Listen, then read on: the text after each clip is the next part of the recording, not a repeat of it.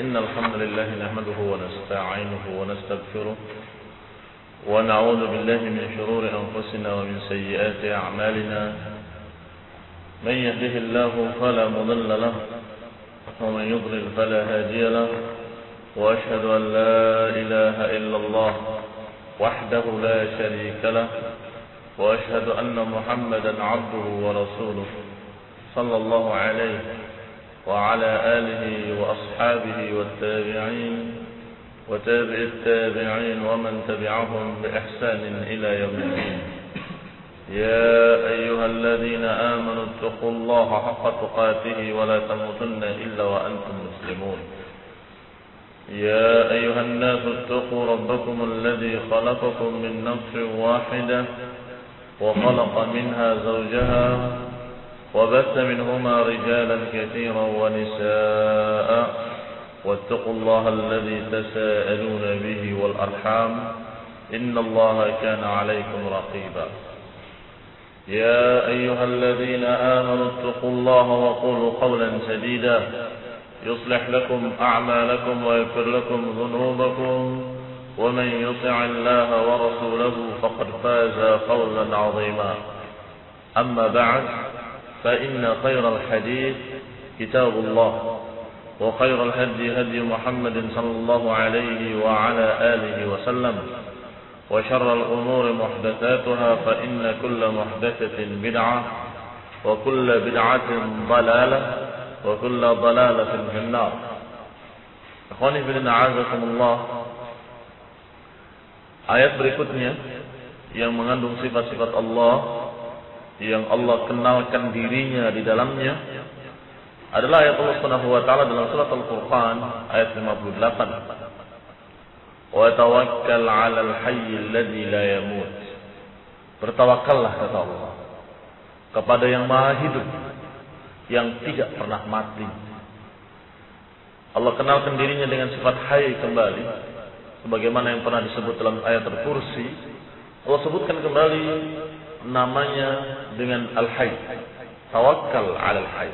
Bertawakallah kepada Allah, kepada Al-Hayy. Berarti di sini adalah nama yang mengandung sifat, yaitu sifatul haya al-kamilah, sifat kehidupan yang maha sempurna. Di antara bukti bahwa sifat kehidupannya adalah maha sempurna, Allah katakan la yamut, dan tidak akan mati. Inilah perbedaan dengan kehidupan makhluk, yang semua makhluk pasti akan dihadapi mati. Kullu nafsin dha'iqatul maut. Setiap jiwa pasti akan didatangi kematian. Terancam dengan kematian lambat laun, cepat atau lambat pasti akan mati. Sedangkan Allah Subhanahu wa taala Maha Hidup dan tidak akan mati. Sehingga al-hayah bagi Allah dengan hayah bagi makhluk tidak sama. Laisa kamitslihi syai' wa huwa as-sami'ul basir. Tidak ada yang serupa dengan Allah Subhanahu wa taala. Wa lam yakul lahu kufuwan ahad. Sehingga ketika kita menyifati Allah dengan sifat hidup, tentunya kita yakin kehidupan bagi Allah tidak sama dengan kehidupan makhluk, karena kehidupan makhluk terancam kematian. Kullu man 'alaiha fan. Semua yang ada di muka bumi ini akan fana, akan binasa. Wa yabqa wajhu rabbika, dan akan tetap kekal Rabb kamu, wajah Rabb kamu yang akan terus kekal, karena Allah Subhanahu wa taala tidak dikenai kematian.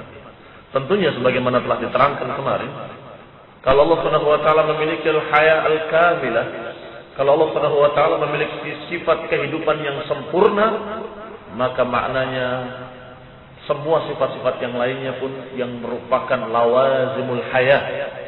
Lawazimul haya itu artinya konsekuensi dari yang namanya hidup. Tentunya sifat-sifat lainnya pun karena itu juga bermakna kehidupan, juga sempurna bagi Allah Subhanahu wa taala. Maka sifat-sifat penglihatan, pendengaran Allah seluruhnya dalam keadaan sempurna selalu. Tidak pernah kemudian karena ngantuk kemudian berkurang, atau karena tidur kemudian hilang. Tidak ada. Bagi Allah Subhanahu wa taala, karena Allah memiliki sifat haya al-kamilah, yang tidak dikenai kantuk dan tidur, yang tidak terancam kematian, maka Allah Subhanahu wa taala memiliki sifat-sifat yang sempurna sepanjang masa selama-lamanya. Ini azali, sifat-sifat kesempurnaannya tetap azali, kekal sebagaimana kekekalan zatnya. Maka kehidupannya pun kekal, tidak terancam kematian. Maka ikhwan fillah azakumullah, kita lihat ayat-ayat ini seperti ayat-ayat kemarin. Bahwa Allah selalu menerangkan tentang dirinya dengan sifatul isbat, dengan menetapkan sifat yang mulia dan menafikan sifat-sifat yang menunjukkan kekurangan. Sehingga menjadi jelas apa makna kehidupan bagi Allah. Tidak hanya menetapkan bahwa Allah Maha hidup, tapi Allah katakan la ta'khudhuhu sinatun wa la nawm. Tidak cukup hanya menyatakan Allah Maha hidup, tapi Allah katakan al-hayyul ladzi la yamut. Hidup yang tidak pernah mati, hidup yang tidak pernah ngantuk, hidup yang tidak pernah tidur. Ini dengan cara seperti ini mengisbatkan sifat-sifat mulia dan menafikan sifat-sifat yang menunjukkan aib dan kelemahan, maka menjadi sempurna ma'rifatullah, menjadi sempurna pengenalan kita para hamba terhadap Allah Subhanahu wa taala. Ayat berikutnya yang Allah terangkan tentang dirinya adalah ayat-ayat tentang al-ilm, tentang ilmu Allah Subhanahu wa taala.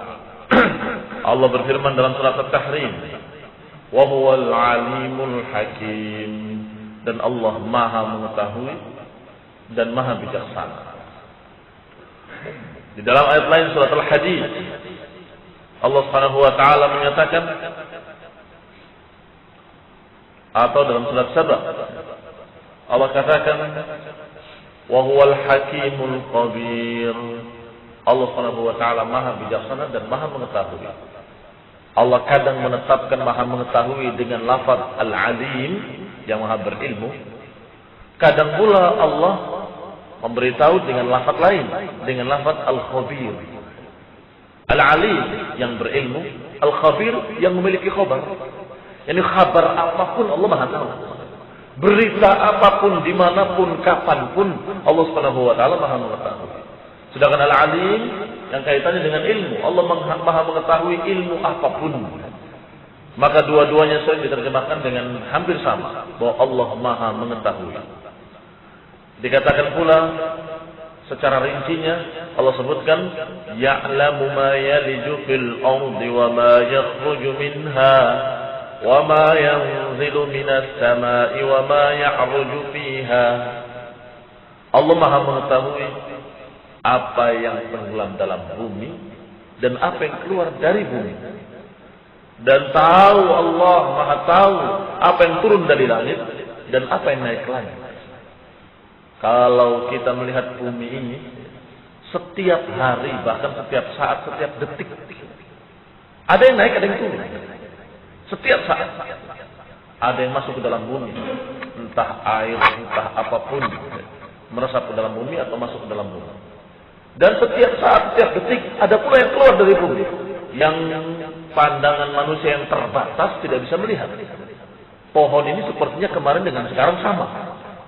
Padahal tiba-tiba seminggu kemudian dia sudah tinggi sekian. Berarti ada yang keluar sesuatu dari bumi. Ikhwan fillah azakumullah, Allah Maha mengetahui yang masuk ke dalam bumi dan Allah Maha mengetahui yang keluar daripadanya setiap saat di seluruh tempat dimanapun. Demikian pula Allah Maha mengetahui yang turun dari langit dan yang naik ke langit. Apakah para malaikat yang turun dari langit dan yang naik ke atas, atau amal saleh yang naik ke langit, atau apapun yang Allah Maha mengetahui yang manusia tidak mengetahuinya. Maka Allah Subhanahu wa taala menerangkan rincian ini untuk menunjukkan dirinya memiliki sifat alim, untuk menunjukkan dirinya memiliki sifat khabir, Maha mengetahui dan Maha berilmu. Demikian pula Allah Subhanahu wa taala berfirman di dalam ayatnya yang juga menerangkan tentang ilmunya. Wa 'indahu mafatihul ghaib la ya'lamuha illa hu. Allah memiliki kunci-kunci kegaiban. Kunci-kunci ilmu gaib. La ya'lamuha illa hu. Yang tidak ada yang mengetahuinya kecuali Allah Subhanahu wa taala. Ini pun rincian makna alim, bahwa Allah Maha mengetahui. Di samping mengetahui apa yang masuk dalam bumi dan apa yang keluar, di samping mengetahui apa yang naik ke langit dan apa yang turun dari langit, juga Allah mengetahui kunci-kunci gaib. Ini perkara-perkara yang gaib. Apa di antara pokok-pokok perkara yang gaib? Dikatakan wa ya'lamu ma fil barri wal bahri. Allah mengetahui apa yang ada di daratan dan apa yang ada di lautan. Wa ma tasqutu min waraqatin illa ya'lamuha. Tidaklah satu daun pun jatuh dari pohonnya kecuali Allah Maha mengetahui.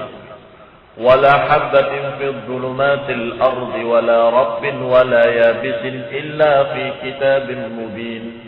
Dan semua biji-bijian yang ada di dalam kegelapan bumi, yang dalam keadaan terkubur dalam bumi, biji-bijian yang kita melihatnya tanah biasa, Allah Maha mengetahui di sana ada biji-bijian. Kita mengetahuinya ketika sudah ditimpa hujan, muncul hijau-hijau. Padahal tadi seperti tanah biasa, tidak ada apapun. Sedangkan Allah Subhanahu wa taala Maha mengetahui bahkan yang di dalam kegelapan bumi, yang di bawahnya. Demikian pula yang rabbin, demikian pula yang yabisin, yang basah ataupun yang kering.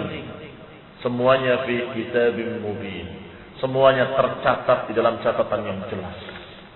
Demikian dalam surat Al-An'am ayat 59. Juga Allah rincikan lagi ilmunya. Allah rincikan lagi pengetahuannya di dalam ayat lain. Wa ma tahmilu min unta wa la tad'u illa bi'ilmih. Dan Allah Subhanahu wa taala Maha mengetahui apa yang dikandung oleh para wanita di dalam rahimnya. Dan wala tad'u illa bi'ilmih, dan tidak pula kapan lahirnya kecuali dengan ilmu Allah. Ini Allah Subhanahu wa taala Maha mengetahui wanita-wanita yang hamil dan bagaimana keadaan hamilnya dan kapan lahirnya kecuali Allah Subhanahu wa taala. Semuanya hanya bisa memperkirakan, tapi kepastiannya Allah yang tahu. Bagaimana keadaan di perutnya? Ibunya sendiri enggak tahu. Padahal berada di perut ibunya, sedangkan ibunya tidak tahu apa yang ada di perutnya, bagaimana keadaannya, bagaimana rambutnya, bagaimana kulitnya, bagaimana nanti jadinya. Enggak ada yang tahu. Maka ya Allah, Allah merincikan ilmunya bahwa Allah Maha mengetahui semua apa yang terjadi di rahim para wanita. Ayat lain Allah katakan, "Lita'lamu anna Allah 'ala kulli syai'in qadir wa anna Allah qad ahata bi kulli syai'in 'ilma." Kata Allah telah merincikan satu persatu. Allah katakan dalam ayat lain, di dalam surat At-Talaq ayat 12, "Lita'lamu anna Allah 'ala kulli syai'in qadir." Yang demikian agar kalian tahu bahwa Allah atas segala sesuatu Maha Kuasa. Wa anna Allah qad ahata bi kulli syai'in 'ilma. Dan bahwasanya Allah telah meliputi segala sesuatu ilmunya. Ahata bi kulli syai', artinya meliputi segala sesuatu. Ilmu Allah meliputi segala sesuatu, yang di langit, yang di bumi, yang ada di antara keduanya atau yang di dalam bumi. Apa yang masuk, apa yang keluar, apa yang naik, apa yang turun. Dan Allah Maha mengetahui biji-bijian yang ada di dalam bumi. Allah Maha mengetahui daun yang jatuh setiap saatnya, dan Allah mengetahui apa yang ada di rahim-rahim para ibu-ibu. Allah Maha mengetahui bagaimana keadaannya. Maka ikhwan fillah a'azakumullah, ini adalah ilmu Allah yang maha luas, yang ahata bi kulli syai', yang meliputi segala sesuatu, yang semestinya para hamba ini, manusia-manusia ini, kalau betul-betul yakin dengan ilmu Allah, maka berarti tidak akan bisa sembunyi dari Allah. Kalau yakin bahwa Allah alimun khabir, Allah Maha mengetahui, Allah Maha berilmu, dan ilmunya meliputi segala sesuatu, maka tentunya tidak ada satu makhluk pun yang bisa sembunyi dari Allah, dan tidak ada satu manusia pun yang bisa sembunyi dari Allah. Maka dimanapun manusia-manusia dalam keadaan bermaksiat, itu dia bermaksiat di hadapan Allah. Bermaksiat dalam keadaan di hadapan Allah. Maka Allah katakan di dalam surat Al-Qiyamah yang tadi kita baca, Allah katakan wa yuridul insanu liyafjura amama. Dan manusia itu menghendaki untuk yafjur, untuk berbuat fujur, berbuat dosa amamahu, di hadapan Allah. Karena sembunyi dimanapun tetap di hadapan Allah. Allah Subhanahu wa taala Maha mengetahuinya. Allah Subhanahu wa taala Maha melihat. Alimun khabir, yang ilmunya ahata bi kulli syai', yang ilmunya meliputi segala sesuatu, maka dimanapun dia berada, dia amamullah, dia di hadapan Allah. Maka Allah menggambarkan betapa jeleknya manusia-manusia yang asi, yang bermaksiat dengan bahasa bal yuridul insanu liyafjura amamah. Bahkan manusia itu ingin berbuat maksiat di hadapan Allah, ingin menentang Allah di hadapan Allah, ingin melanggar perintah Allah di hadapan Allah. Ikhwani fillah azakumullah, sifat-sifat Allah yang Allah kenalkan kepada kita sesungguhnya memiliki hikmah yang sangat luas. Kalau kita kenal Allah, kenal ilmunya, kenal sifat-sifatnya, maka tentunya kita akan menjadi orang yang beriman. Dan orang yang beriman dalam hatinya akan tampak pengaruhnya pada anggota badannya. Di samping sifat ilmu, di dalam ayat-ayat tadi Allah iringkan dengan Al-Hakim, sifat hikmah. Kalimat hakim diambil dari kata hikmah, yang maknanya adalah la yaqulu wa la yaf'al illa shawab. Yang maknanya adalah Allah tidak berbicara dan tidak melakukan sesuatu kecuali pasti tepat, pasti benar. Fala yaqa' minhu 'abathun wa la batil. Maka tidak terjadi dari Allah kesia-siaan dan tidak terjadi dari Allah kebatilan. Rabbana ma khalaqta hadza batila. Ya Allah, Engkau tidak ciptakan semua ini sia-sia. Semuanya berkaitan, berkeseimbangan, dan masing-masingnya merupakan rantai yang berkait yang tidak bisa dilepas. Yang kalau satu tidak ada, akan binasalah alam semesta ini. Siang tanpa malam akan hancur, tidak ada kehidupan sama sekali. Malam tanpa siang juga akan terjadi kebinasaan, tidak ada kehidupan makhluk-makhluk. Maka Allah Subhanahu wa taala dengan hikmahnya, dengan keadilannya, Allah ciptakan malam dan siang bergiliran. Tulijul laila fin nahar wa tulijun nahara fil lail. Allah masukkan siang ke dalam malam dan Allah masukkan malam ke dalam siang. Allah pergantikan, Allah pergilirkan siang dan malam. Ini semua ayatullahil kauniyah, tanda-tanda kekuasaan Allah yang ada di alam ini, yang merupakan tanda-tanda sifat hikmah bagi Allah Subhanahu wa taala. Bal kullu ma yakhluquhu aw ya'mur bihi fa huwa tabi'un li hikmati. Kalau Allah dikatakan Al-Hakim, yang memiliki hikmah dan maha bijaksana, maka maknanya adalah seluruh yang diciptakan oleh Allah pasti sesuai dengan hikmahnya. Semua yang diperintahkan oleh Allah pasti sesuai dengan hikmahnya. Apa bedanya yang pertama dengan yang kedua? Yang pertama, ma yakhluquhu, yang Allah ciptakan, artinya seluruh penciptaan-penciptaan dan seluruh kejadian-kejadian takdir yang Allah takdirkan, itu semuanya pasti tepat. Pasti sesuai dengan kebijaksanaan. Tidak mungkin zalim, tidak mungkin salah, tidak mungkin batil, nggak mungkin kemudian terjadi sesuatu yang tidak seimbang. Ya, ini coba lihat ke langit, kata Allah. Ulangi lagi, lihat lagi, ulangi. Hal tara min futur, apakah kalian melihat futur, kecacatan, ketidakseimbangan? Ikhwan fillah a'azakumullah. Ini al-khalq. Yang kedua, au ya'mur bihi, atau yang Allah perintahkan. Semua perintah-perintahnya tepat dengan hikmah. Pasti memiliki hikmah dan pasti adil. Berarti ada dua perkara, al-khalqu wal amr. Ala lahul khalqu wal amr.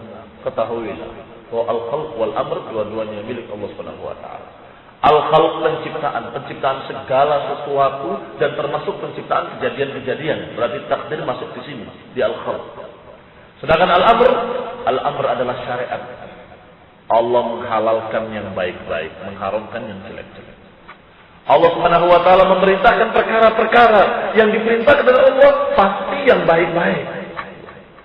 Dan Allah larang perkara-perkara dan pasti perkara-perkara yang dilarang adalah yang akan mengakibatkan jelek bagi manusia, yang akan merugikan manusia, yang akan membuat kekacauan dan kebinasaan manusia. Allah larang semuanya.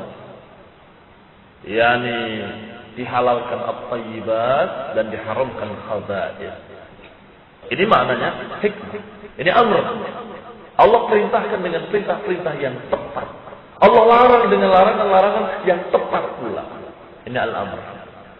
Dan ketika Allah menakdirkan perkara-perkara kejadian-kejadian qada wal qadar, semuanya takdirnya tepat dengan hikmah. Ikhwan fillah a'azakumullah. Ini makna al-hakim, dan Allah sering iringkan al-ilmu dengan al-hikmah. Maka Allah sifati dengan wa huwal alimul hakim, dan Allah Maha Alim dan Maha Hakim. Karena tidak akan terjadi hikmah tanpa ilmu.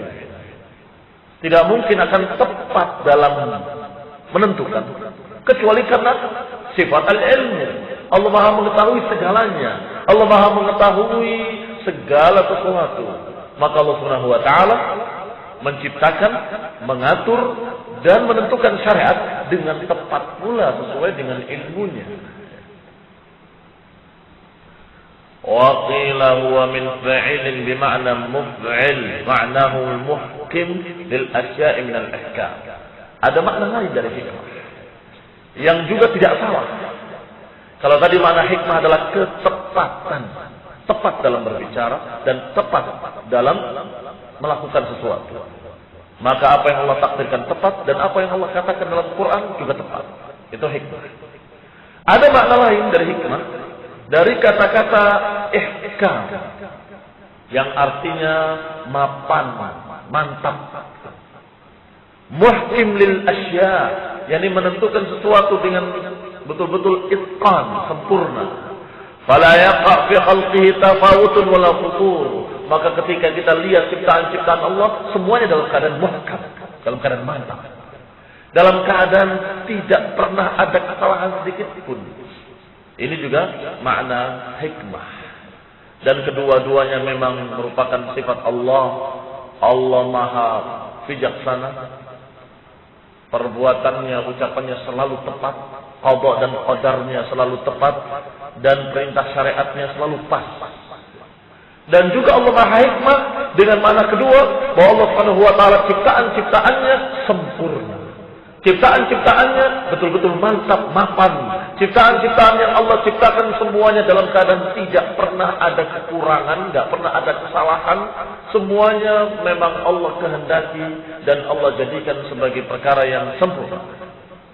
Wala yaqa fi tadbirihi khalalun aw ittirab. Dan dalam pengaturan alam semesta juga tidak pernah ada khalal, cacat, atau ada ittirab, ada kegoncangan. Maka ikhwan fillah azakumullah, kalau kita melihat gunung runtuh, na'udzubillah min dzalik, atau melihat bumi terbelah, atau melihat sekian kerusakan-kerusakan, maka itu pun bukan tidak sengaja. Allah bikin bumi bagus, ternyata wah rusak, bukan demikian. Allah bikin gunung dengan mantap, tiba-tiba aduh rusak karena meletus. Bukan demikian. Tetapi Allah sengaja menakdirkan demikian karena hikmah di balik itu yang juga tepat. Di mana yang meledak? Siapa yang jadi korban? Itu pun sudah dengan hitungan yang paling adil. Sudah dengan ilmu Allah yang Maha mengetahui siapa yang paling pantas ditimpa dan siapa yang tidak. Siapa yang memang Allah kehendaki untuk diazab dan siapa yang Allah uji dan siapa pula yang Allah selamatkan. Ikhwan fillah a'azakumullah. Jadi jangan dikira semua itu terjadi dengan ketidaksengajaan, artinya ciptaan Allah tiba-tiba rusak, bukan demikian. Tetapi Allah Subhanahu wa taala memang sengaja menakdirkan perkara-perkara tersebut dan Allah Maha tahu, Maha mengetahui hikmah di balik itu. Pasti Allah mengetahui hikmahnya dan pasti ada hikmah di balik itu. Demikian ikhwan fillah a'azakumullah. Berarti Allah Subhanahu wa taala memiliki nama-nama yang disebut dalam ayat-ayat tadi. Al-Alim itu nama Allah. Al-Khabir itu juga nama Allah. Dan juga Al-Hakim itu nama Allah.